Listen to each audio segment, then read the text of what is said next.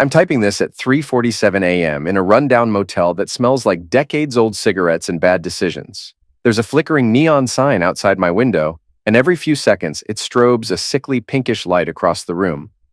My reflection in the mirror is a stranger's. Eyes red, hair disheveled, jaw locked with anger I've never felt before. Half my life is stuffed into trash bags by the door. How did it get to this? I should have seen it coming. For months, my wife Sienna had been acting strange, flipping her phone over whenever it lit up, laughing too hard at my brother's jokes. They've known each other for years, sure, but I never thought they'd do what they did. And I definitely never imagined I'd walk in on them one random Thursday afternoon, talking about me like I'm some clueless idiot they needed to get rid of. Let me rewind a bit. I'm Parker, 28, and up until a week ago, I thought I had a decent life. I've been married to Sienna, who's 26, for just about 2 years. She's gorgeous, confident, has a degree in marketing, posts these perfectly curated Instagram photos that get hundreds of likes. I work at a factory assembling packaging materials. Nothing glamorous, but it pays the bills. I'm not the type who needs fancy cars or designer suits. I'm fine with stable routines. Sienna used to say she liked that about me. Then there's Damien, my brother, age 32, 6'3", built, always the star in any room he enters. He's in sales, has a company car, and a magnetic smile that could charm the last dollar out of a billionaire's pocket. Our parents treat him like the second coming of Christ. Me, I'm the afterthought. Growing up, everything I had felt like hand-me-downs, clothes, attention, even respect, but I'd learned to make peace with it until I found out he was sleeping with my wife. Or at least that's what I suspected. Actually, seeing them together was a different kind of horror. Last Thursday, the factory had an equipment failure, so my shift ended early. I texted Sienna around noon that I'd be home by 4 instead of 7. As usual, no response. I drove back, expecting to find her maybe napping or scrolling through Instagram. The moment I opened the door, I heard two voices coming from our bedroom. Damien's deep, arrogant tone, Sienna's slightly higher, frustrated pitch. My heart hammered. Why was my brother here? I stood in the hallway listening. "Parker's never going to get anywhere," Damien said. "He's been at that factory for 5 years. Zero ambition." Sienna sighed. "He's sweet, but sweet is for desserts, not men. He's so small. Doesn't stand up for himself. I need a real man." Damien chuckled, that low, mocking laugh I've hated my entire life. "Exactly. Someone who can provide. Someone who knows how to take what he wants." I pushed the bedroom door open. Wasn't even locked. They were sitting on my bed, clothes on, just talking, but it felt more intimate than if I'd caught them naked. Damien leaned back against the headboard, arms spread like he owned the place. Sienna sat cross-legged, angled toward him, entire body language screaming comfort. They looked at me with annoyance, like I was an unwanted intruder. "The hell is this?" I demanded, voice cracking from shock. Damien straightened, but kept that smug grin. "Hey, little bro. Thought you wouldn't be home till later. Equipment failure, right?" My fists clenched at my sides. "Why are you in my bedroom, Damien?" Sienna rolled her eyes like I was a whining child. "We were talking." "About how I have no spine?" I asked. She shrugged. "Somebody has to say it. I'm tired of pretending everything's okay." I turned to Damien. "You're engaged, remember? Malene? She's back home planning your future." He gave a dismissive laugh. "Malene and I have an arrangement. She knows how this works. Besides, Sienna deserves a real man. It's not my fault you're content with mediocrity." I felt my voice catch in my throat, fury coiling. "Get out of my apartment!" Sienna snorted. "Our apartment. My name's on the lease, too. And actually, you should leave." "What?" She stood, crossing her arms. "I'm done, Parker. Sick of your dead-end job and your timid little routine. Pack your things. Go." I glanced back and forth between them, dazed. "So what, you too?" Damien shrugged. "She needs someone who can keep up with her. Face it, man, you're weak." His eyes sparkled with triumph. That's when something inside me went cold. I didn't scream or punch him. I just grabbed a duffel bag, stuffed in my laptop, clothes, anything I could reach. Sienna tossed me trash bags to pack the rest. While I shoved belongings into them, she and Damien exchanged smug whispers. Once my arms were full, I stalked to the door. Damien called out, "No hard feelings, right? You'll find someone more your speed." I left without a word, but inside I was boiling. I drove around aimlessly for hours until my buddy Mike let me crash on his couch. The next day, I moved into this motel. That's where my new life started, I guess, in a dingy room with a blinking neon sign. I spent the first night at the motel sifting through my trash bags, tears of rage blurring my vision. That's when I found my old iPad, the one I'd barely used since Christmas. I booted it up. To my shock, it was still linked to my iCloud, and apparently still synced to Sienna's phone because when she ran out of storage, I'd added her to my plan. Messages, photos, voice notes, everything. It felt wrong, but after what happened, I figured I had every right to see the truth. The text between her and Damien went back months, starting with casual flirting, building toward meeting up while I was at work. One message from Damien made my stomach turn to ice. Taking your wife is a bonus, but the real thrill is seeing that look on Parker's face when he figures out he lost again, like back when we were kids and I took his bike. Some people are just born losers. So this was a game to him. Not even about love or lust, just taking something from me to prove he could. Sienna was fully on board, complaining about my lack of ambition and boring lifestyle. They planned how to slowly nudge me out. She even told him the best times to come by, how to avoid me. She mocked me for not noticing the signs. I saved the screenshots to a private folder, my hands shaking with fury. Damien had a big promotion coming up with our Uncle Edwin's company. He was also engaged to Malene with an engagement party in 2 weeks. Perfect life, perfect fiancé, perfect everything. Except now I had proof of his scumbag nature. They called me weak. Fine. I'd show them what a weakling can do when cornered. You'd think my parents would be outraged on my behalf. But no, they've always favored Damien. It's been, oh, Damien's so successful, so charismatic since we were kids. When I showed up at their house, eyes bloodshot and voice shaking, Mom and Dad glanced at each other uneasily. I told them Sienna and Damien had betrayed me. Mom frowned. Dad rubbed his temples. Then they started with, Parker, maybe if you'd paid more attention to your wife? Maybe if you aimed higher in your career? I stared in disbelief. Are you blaming me for her cheating with my own brother? Mom sighed. We're not blaming you exactly, but sometimes women stray when they feel unfulfilled. You've been stuck in that same job for years, Dad nodded grimly. Damien's dynamic, Parker. He goes places. You can't fault Sienna for wanting more. My throat tightened. You two are unbelievable. Mom grabbed my hand, pity in her eyes. We know this is hard, but we're sure your brother didn't mean to hurt you. He's always looked out for you. I jerked my hand away, rage nearly blinding me. Looked out for me? He's the reason I'm homeless right now. Dad waved a dismissive hand. Stay here for a few days, calm down, then talk to him, see if there's a misunderstanding. I stormed out. They didn't follow. Apparently, once again, Damien was their golden boy. I was just the worthless younger son who should have tried harder to keep my own wife. I took 2 days off work, claimed I was sick, just so I could cool my head. But instead of calming down, I dug deeper into Damien's digital footprints. I found references to how he managed certain corporate accounts at Uncle Edwin's company, how he might be stealing credit from subordinates. I found pictures of him partying with coworkers while claiming to be out of town on business. I also discovered messages to Malene, his fiancée. He barely mentioned Sienna by name, only alluding to a side piece. The man was engaged and still chasing my wife for sport.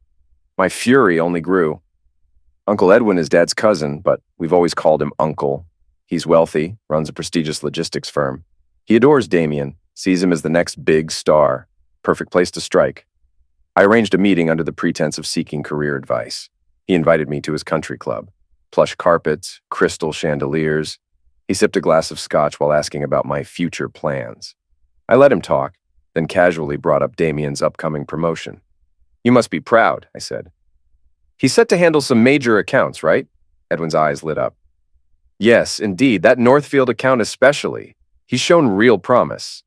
I feigned concern. But I heard some rumors about him taking credit for work his team did. Could lead to nepotism talk, you know? Edwin frowned. What rumors? I showed him a few carefully chosen screenshots. Damien bragging via text about how he borrowed his subordinate's work and passed it off as his own. Another mention of questionable use of company funds for personal expenses. Edwin's frown deepened. He scrolled, silent, then rubbed his temples. I never thought, well, people can exaggerate, he said quietly. I hope they did, I replied, forcing a sympathetic tone. I just don't want this to blow up in your face. You've always been fair, Uncle. He nodded, finishing his scotch. I appreciate you bringing this to me. I'll look into it. Score. I left the club feeling a glimmer of satisfaction. Damien's corporate world was about to get a thorough audit. Back at the motel, I started getting frantic messages from Sienna. Please, let's talk. I made a mistake. I ignored them. Then a text from Damien. Stop whatever you're doing. This isn't funny. I refused to reply. Let him sweat. My phone blew up with missed calls from Mom, Dad, even Malene, who apparently got my number from a mutual acquaintance. She left a voicemail. Parker, I'd like to meet and discuss something about Damien. I decided it was worth hearing her out. Maybe she'd provide more ammo. I met Malene at a chic cafe. She looked rattled, tapping her manicured nails on the table.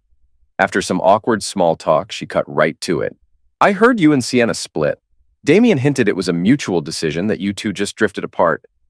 But then I found some messages from him to your wife. I nodded grimly. It's more than messages. They plan to push me out.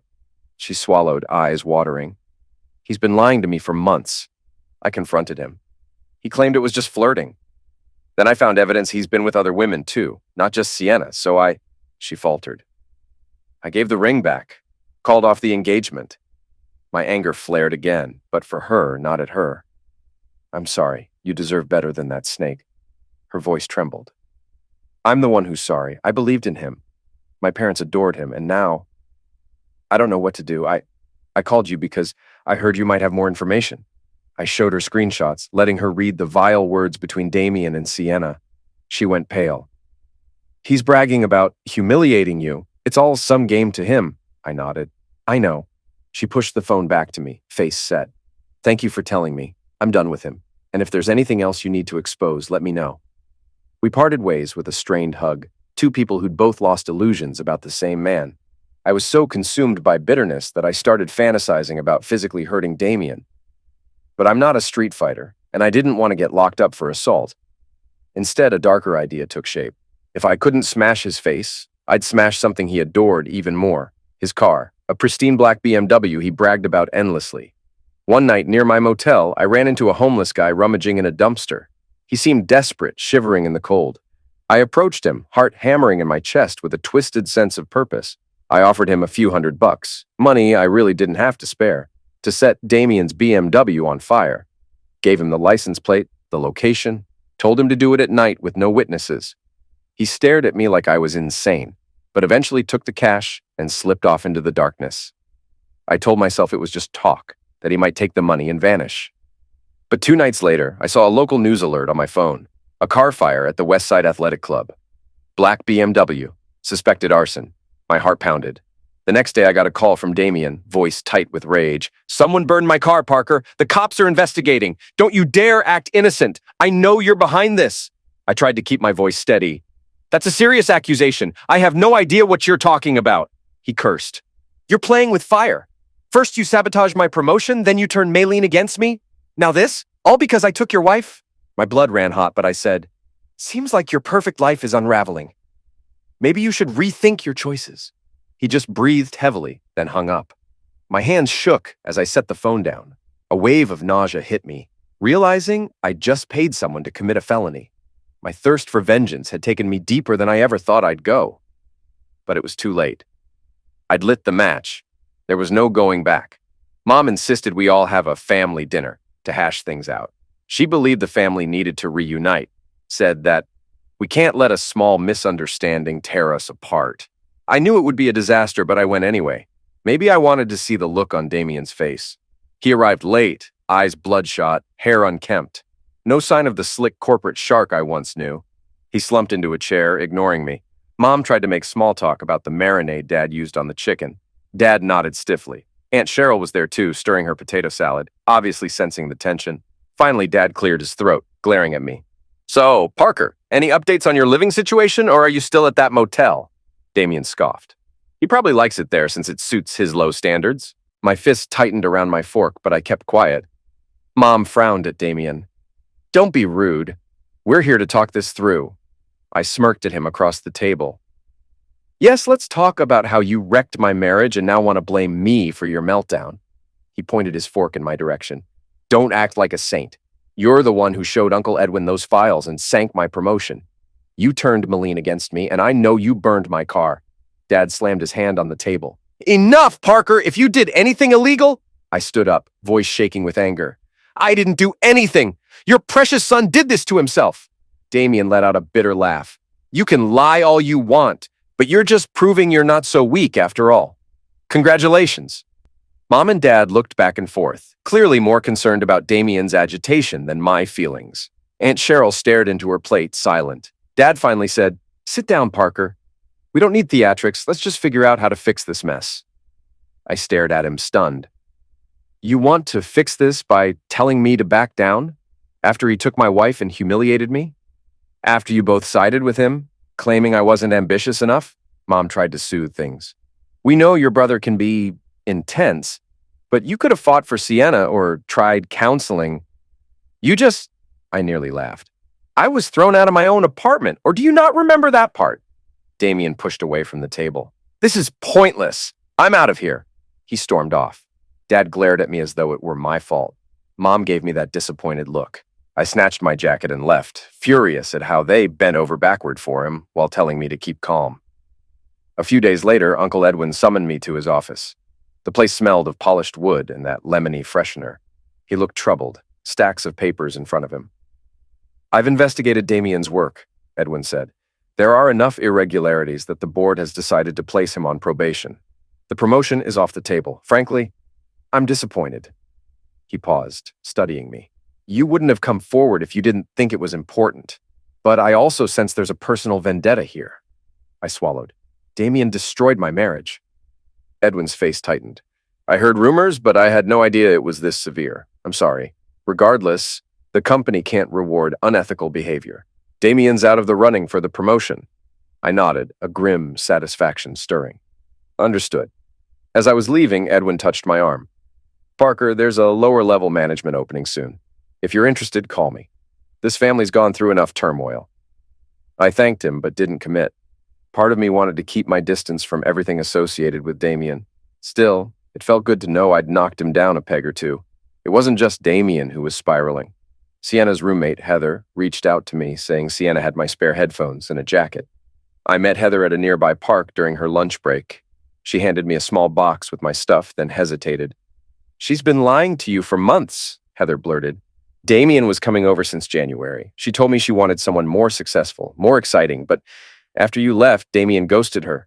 He blocked her number, told her it was just a game to prove he could take her from you. I stared, a hollow sense of vindication swirling in my gut. So, Sienna's alone now? Heather nodded. She's devastated. She actually cared about him, I think. But he used her. She's been crying for days. She keeps saying she didn't realize how bad it would get. I snorted. She humiliated me in our own home, took my brother's side, and literally threw trash bags at me. Hard to feel sorry for her. Heather pursed her lips. She regrets it, but I get it. I wouldn't forgive her either. Look, I'm moving out soon. The tension is unbearable. We chatted briefly about her needing a new place, but I wasn't about to rent a room to Sienna's roommate. I told her politely that I was settling into my own apartment soon. No more motel for me. She left, wishing me luck. I wondered if Sienna was rotting in regret, then told myself not to care. One evening, as I was returning to my room with a plastic bag of microwave dinners, I saw Damien by my door. My pulse spiked. He looked drunk or strung out, eyes bloodshot, hair a mess. He staggered toward me, pointing a finger in my face. You ruined my promotion. Malene's gone, my car's in ashes, and Sienna keeps calling me, whining that I used her. He gave a shaky laugh. Congratulations, Parker. You're not a loser anymore. You're a monster. I gritted my teeth. Get away from me. He shoved me against the wall, breath reeking of whiskey. This is all your fault. You couldn't just let me have a little fun, could you? You had to nuke my entire life. I shoved him back. You humiliated me. Took my wife just to prove you could. Don't cry about consequences now. He stumbled, but didn't advance. I never expected you to fight back like this. Guess I underestimated how nasty you could be. You're worse than I am. Maybe, I said softly. But now you know how it feels to have someone rip away everything you value, he scoffed. You think you've won some moral high ground? You paid a homeless guy to torch my car. Don't deny it. My heart pounded. Prove it. He let out a bitter laugh, stepping back. You really are a piece of work. I might tell the cops I suspect you. Not sure if they'll believe me, but at least it'll drag you down too. I stared at him, unflinching. Try it. All you'll do is embarrass yourself further. You have no evidence. And you can't exactly waltz into a police station explaining why your brother might want your car in flames, can you? He glared, wavering on his feet. This isn't over. Then he stumbled off, nearly tripping over a loose piece of sidewalk. I watched him go, a hollow ache in my chest. Once upon a time, he was my brother. Now, I was consumed with hatred so deep I'd torched his life in return for him torching mine. A few days later, Sienna texted me, claiming she had a few more of my things. She asked me to meet outside our old apartment. I almost refused, but part of me wanted closure, so I went. She was leaning against the stair rail, arms folded, eyes rimmed with red, face pale. When she saw me, she tried to smile. Can we talk inside? No. I kept my distance. Just give me my stuff. She bit her lip. Why won't you just hear me out? Because you threw me out like trash. You and Damien had a grand old time laughing at me, and now that he's dropped you, you want me to take you back? That's not happening. She flinched. I'm sorry. I was stupid. I let him fill my head with ideas that you'd never get anywhere, that I deserved more. But he didn't actually care about me. He just wanted to one-up you. I stared. I know. She blinked away tears. I didn't think it would go this far. I thought, maybe you'd fight for me. Show me you had ambition. Instead, you just left. And now you're punishing me, punishing him, burning everything down. I laughed without humor. You wanted me to fight for you after you declared you needed a real man. You humiliated me, kicked me out of the apartment I paid for. I owe you nothing. Her tears came then, but they did nothing for me. I understand if you can't forgive me. We had 2 years, Parker. Can't we try again? I shook my head. A stone lodged in my throat. You chose my brother. Live with that choice. She tried to argue, but I turned and walked away, refusing to look back. My chest felt tight, but I knew there was no future there. Not after what she did, not after what I'd done in return. That weekend, my mom called, frantic. Damien had shown up at their house, drunk and raging, blaming me for everything. Dad tried to calm him, ended up driving him to some friend's place. Mom wanted me to meet them for another family talk. I refused. There was nothing left to say.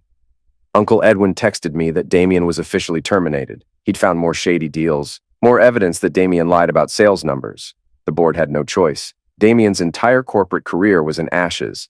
The news should have felt sweet, but it just felt hollow. I'd gotten my revenge, but there was no real triumph. Just a gaping sense of loss for who I used to be. I signed the lease on a tiny apartment with noisy neighbors and a faulty heater, still better than the motel. As I unpacked, I found the watch I'd saved up to buy Damien for his 30th birthday. A watch Malene returned to me, saying he didn't deserve it. I pinned it to the wall, letting it remind me that some gifts turn to curses if given to the wrong person. Sienna kept sending messages, apologizing, claiming she'd made the worst mistake of her life. Eventually, I blocked her. My parents disapproved, telling me I should work things out, as though I was the one who'd messed up. But their pleas fell on deaf ears. They never defended me once. They'd chosen their favorite son, even if he was a cheat. Damien's meltdown continued for weeks. Word spread among family and friends that he'd lost his fiancée, his job, and was rumored to have debts from his partying lifestyle. He called me a few times in a drunken haze, spewing threats and accusations, then sobbing that he had nothing left. I'd hang up, emotions swirling, hate, pity, satisfaction, regret, all of it tangled in a knot. One night, he actually showed up at my new apartment building. He banged on the door, reeking of liquor. He ranted about how I'd ruined him, how I was always jealous. I told him to leave before I called the cops. He staggered away, cursing me. A couple of weeks after the dust settled, I got a call from Uncle Edwin. He offered me a chance to interview for a mid-level position. Said he recognized I was more capable than anyone realized, that maybe I just needed the right environment to shine. For a moment, I considered it. But I couldn't step into Damien's world without feeling like I'd become him. Instead, I thanked Edwin and politely declined. I didn't want nepotism, and I didn't want to follow in my brother's footsteps. Even if it was a good career move, I'd find my own path. I'd love to say there's some neat resolution, but life doesn't work that way. Sienna is a ghost in my phone now, blocked and banished. Damien might climb back eventually. He's the type who lands on his feet. But for now, He's living in a friend's cramped spare room, sending me venomous texts about how I destroyed him. My parents still think I'm partly to blame. Aunt Cheryl tries to invite me to family dinners. I usually skip them. All I know is that for the first time, I'm free from being overshadowed. Sure, I'm haunted by the extremes I went to: arson, sabotage, exposing every secret. But if I've learned one thing, it's that quiet doesn't mean weak. Everyone has a breaking point, and when I reached mine, I stopped caring about right or wrong. Am I proud of the man I became to take revenge? Not really, but I can't deny there's a grim satisfaction in watching the mighty fall. If that makes me the villain, then so be it. At least nobody laughs at me anymore. At least Damien finally knows I'm not just some doormat he can walk all over. And Sienna knows, too, that I'm not her safety net. Maybe one day I'll find it in me to forgive. But not now. Maybe not ever. For now, I'm just focusing on building a life from scratch in this old apartment with squeaky floors. That's enough. I don't need a fancy job or a trophy wife or a sleek car. I just need my dignity. And for the first time in a long while, I feel like I finally have it.